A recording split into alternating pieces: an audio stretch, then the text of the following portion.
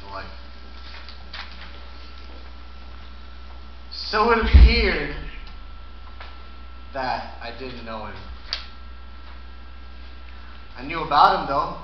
His promises, his verses, his covenants, his curses. I knew what he said about love, grace, and the life that was past this, all the while feeling dry as a cactus because I knew his commandments but didn't put them to practice.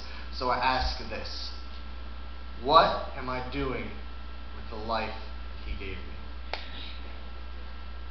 Well, I had a lot of friends who could all see my profile but never having enough information to see the whole picture. You see, I walled in their view of me, letting them only see enough to like my page.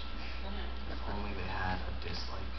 For the evil person I was inside, but showing that would take a long timeline, which I just didn't have. You see, I was running with all the sin I could hold, but trying to be the good kid who fit the church mold, trying to follow Christ, but rejecting what he told me to do. Irreconcilable. You know what that means?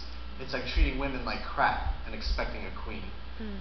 If my heart was a house, I had some rooms on lockdown. I wasn't down for Christ to look up and down my dirty laundry, so I left his right to look into my life so he could right the wrongs, and left the rights because he looked down on me, right?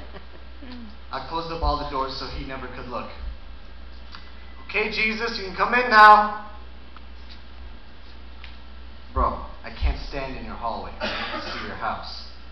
He pulled out a master key and opened doors in front of me. He saw the sin, the dirt, the apathy. He was breaking and entering, but it didn't hurt. He had no weapons, just a mission to kill all the things inside that made me the living dead. You see, he didn't want to tame my sin. He wanted its head. Because there's no morning after pill when Satan's in your bed.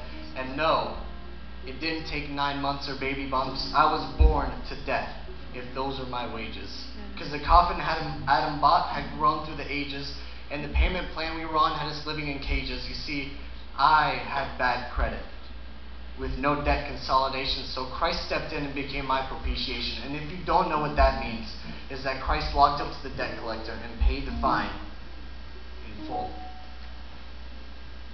Christ breathed life into my bones, because the calcium wasn't cutting it, and he gave my soul life without even regretting it. He walked into the tomb with me and death by his side, but we left him there stranded after 3 days' time. They call that pulling a Romans 6 or maybe even a 10:9.